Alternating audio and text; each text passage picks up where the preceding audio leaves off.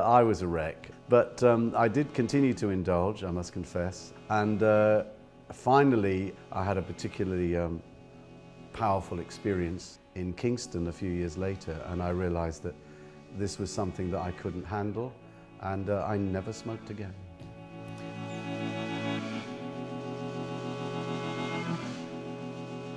My name is John Doran and I write about music. In the past on British Masters for Noisey, I have interviewed such luminaries as Noel Gallagher, Dizzy Rascal and Jimmy Page. In this series I will be speaking to other outliers in the field of popular music. Usually what links my interviewees is their prominence in my record collection, but today's guest has actually never made a record. David Rodigan is one of the more unlikely famous figures in the history of Jamaican music, being that he's a white middle-class Englishman. But as a DJ, Ram Jam has been plying his trade for over half a century now, and is loved by countless reggae devotees and performers the world over. So David, can you tell me about your first taste of Jamaican music and how your initial introduction to this culture kind of contrasted with your background and upbringing? The first encounter with it was 1964 when I heard this record called My Boy Lollipop, and there was a show called Ready Steady Go and she sang it on there.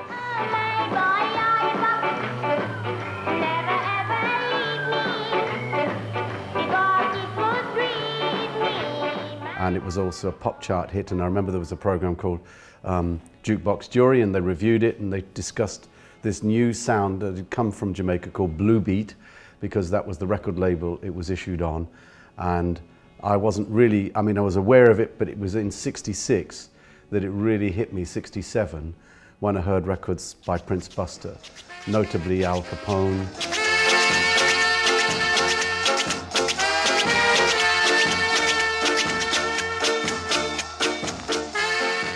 And the Guns of Navarone by the Scatterlights, and that's where the fever began.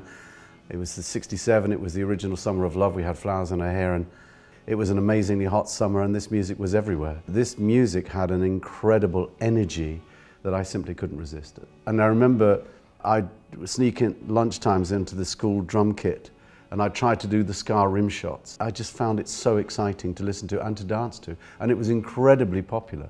I mean, all my buddies, we all loved it. And when you went to a club, it was played a lot.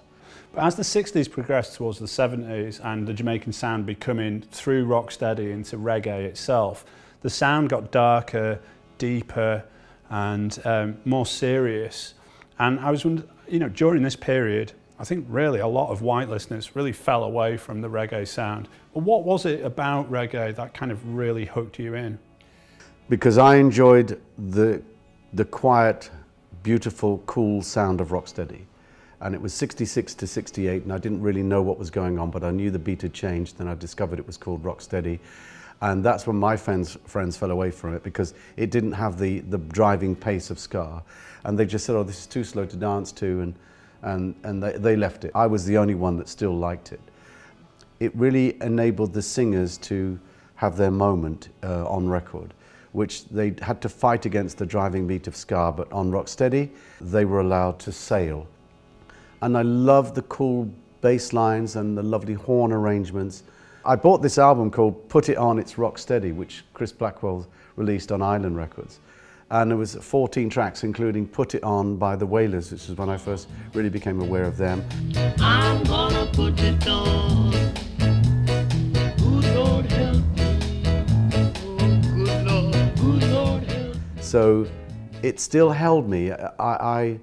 I still bought it, I couldn't resist it, and all my friends, well, some of them mocked me for it and said, you know, it's not cool. And then, of course, it became particularly uncool when by '68, '69 it had kicked into reggae, and there was an undertone to it that was, well, unpleasant to say the least, because the skinheads had adopted it, and of course the racism which came with that, the beating up of Pakistani youths and so on. So it was particularly unpleasant to be associated with it. People said to me, you actually like that stuff? So it was difficult. When did you first break your DJing cherry? That's brilliant. I guess at the school disco, on Thursdays in the gymnasium. We charged sixpence for admission. And it was the school, we were allowed to use the school gramophone player, which had quite a big speaker. So that was me popping my cherry as a DJ, in that I was playing ska, rocksteady and soul records. And then at the same time, around that period, because I collected records, I was invited to come to people's houses when they had house parties to play them when I was 16, 17, 18. Yeah. So if I've got my maths right, that means you've been a reggae DJ for over half a century. I'm afraid I have. Yes. Now, you know, one of the reasons we're here today is we're talking about your autobiography, and you know, I was very interested at how candid you are about certain things in the book. And one of them is like the use of drugs. Now, I should say, for somebody who's been a reggae DJ for half a century, your involvement with drugs has been quite innocent or innocuous by many standards, I'd say. But from reading your book, also, I'd say the history that you do have is slightly checkered. Like, for example, you know, you were busted for cannabis possession when you were a teenager, and then some would say maybe things went downhill from there. Yeah, I mean, I was busted for cannabis possession, that's true. And I did stop smoking, and then I started smoking again. But I think one of the moments where I realized it probably wasn't for me was when I was interviewing Burning Spear. The interview descended into chaos because I actually couldn't structure sentences. And then I started laughing and giggling. And then in the end, I was actually on the ground, on the football ground, and he just stood above me in his red and black hoop shirt, just laughing, and said, "You can't take it, can you?" And I just, I can't. Finally, as I say in the book, I had a particularly powerful experience in Kingston a few years later, and I realized that this was something that I couldn't handle, and I never smoked again. Do you have like an overview of like the role that kind of drugs play in the kind of Jamaican music industry? Because obviously, even from my point of view, there are both positive and negative aspects to this. Many musicians do not smoke, and you'd be surprised at some of the names that I could throw at you right now who just don't, point blank. Many do. As I'm sure everyone knows, it's very much a part of Rastafari and the movement of Rastafari and the life of Rastafari, because it's seen as a sacrament that was found on the grave of King Solomon. So the historical and righteous reasons for using it within that world. But of course, it has always grown naturally in Jamaica. For those that make music under its influence, it brings vibrations, it brings enlightenment, and singers and writers will tell you that it brings them inspiration. But what about when you get somebody like the absolute genius that is Lee Scratch Perry? I mean, you've got a person who I can't tell really as an outsider, but you've met him several times, but you know, for me it's hard to distinguish how much of this is eccentricity, how much is an act, how much of it is genuine kind of drug psychosis, and can you even disentangle his kind of chemically altered perception from his true visionary kind of working sound? That's a very interesting question, and I've tried to answer it to myself. The first time I met him was at his studio in Washington Gardens, and as I approached, he was in the garden, and he had ballet tights on and a cloak, and I said, "Hi Lee, really great to see you," and he said, no, it's Pipecott Jackson, not Lee Perry. When I have interviewed him, he is a wordsmith. I mean, there's no two ways about that. He's clearly an incredibly gifted, verging on genius as a producer. I mean, when you look at the work that he created in the Black Ark studio, it is truly phenomenal. And you can see that he was smoking then, and I think he may have been drinking too. As far as I know, I don't think he takes anything now. Yeah. And I believe he's 80 years of age, and he's still touring in Brazil, Europe. I mean, it's quite phenomenal. I went to see him live last year. It was great. It's absolutely amazing. He's the Salvador Dali of reggae in a way. But he did create one of the best reggae albums of all time, Soul Rebel by the Wailers. He produced that. He knew what to leave out. And if you look at tracks like Police and Thieves and War in a Babylon, I mean, the list is long.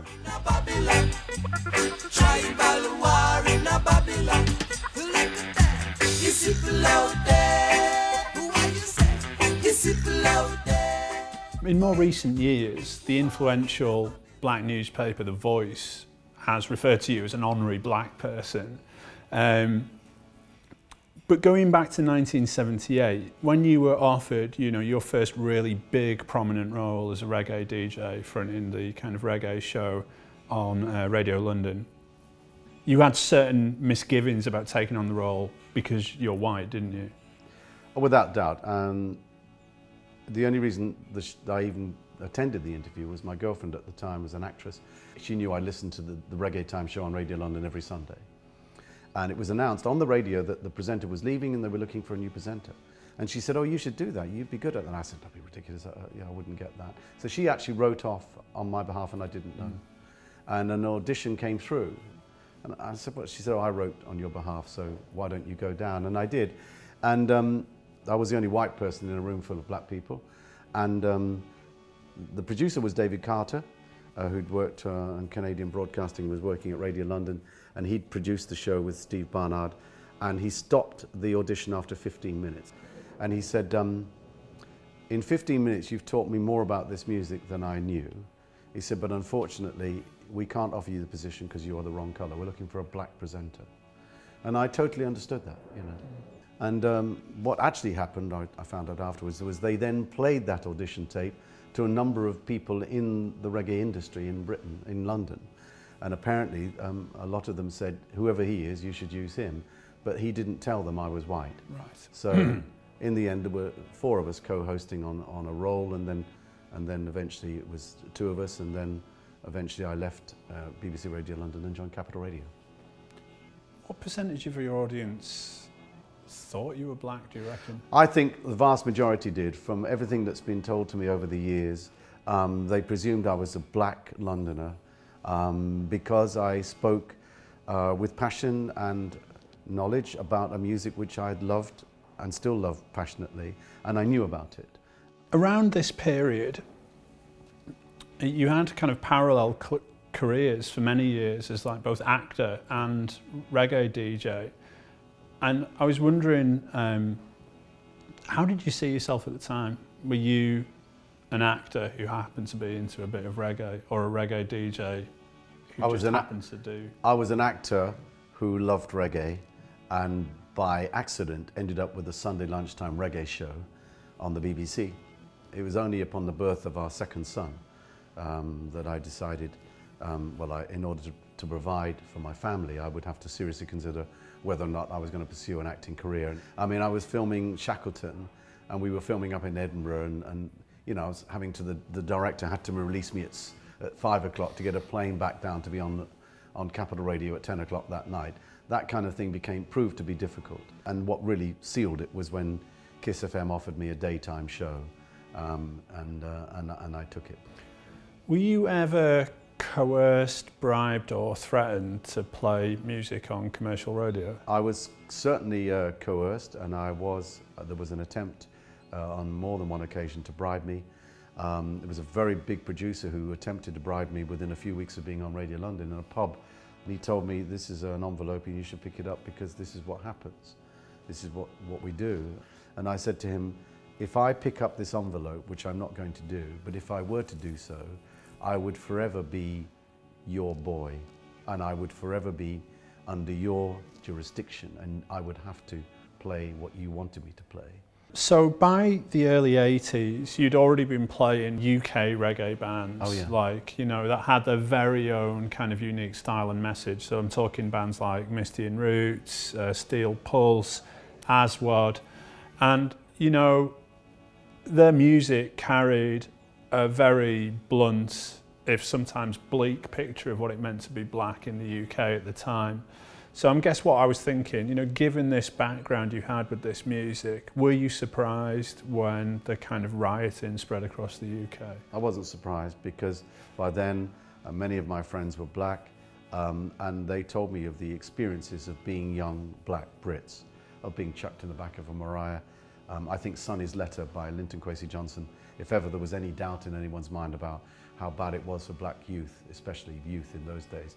All you have to do is listen to Sonny's Letter. To jelly them lick him on him back and him rib get pop. Them lick him on him head, but it tough like lead. Them kick him in him seed and it started to bleed. Things like that happened on a regular basis. The police didn't have to have a reason. They suspected you of being up to no good, and they could throw you in the back of a. So yes, not surprised at all. And I remember black people telling me that, oh, their parents told them, oh, you know, don't respond, and of course it just became relentless. And in the end, it exploded, literally. So by the mid-80s, more and more of your audience were learning that you were white rather than a black man. Yeah. But I wanted to know how this dynamic has changed, especially since the 80s, you know, of you being, you know, a well-educated, from a good family, white voice, pretty much soul in what was a very, very black culture. How has this dynamic changed over the years? It's changed because reggae's had a profound influence on other forms of music, most notably jungle.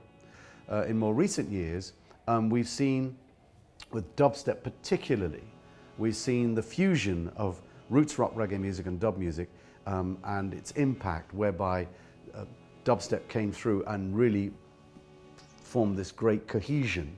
And I started to get it, and my eldest son got it, and my younger son got it, and they were telling me about this music, and I started to hear what was being created by people like Casper and so on, and Roscoe and Breakage, and I could hear this music. So when that erupted and became incredibly popular as it did, I was caught up in a whirlpool whereby my voice has been sampled on some records, and people wanted to know who's that guy and where's it from. Well, those things had been lifted from on jungle records and dubstep records from events that I'd done, you know, how many years ago, clashes and so on and so forth. So the door opened and I was invited in. And I think the crucial moment was when Casper invited me to play at Dub Police. And Sean from Fabric said, yes, you absolutely must come down.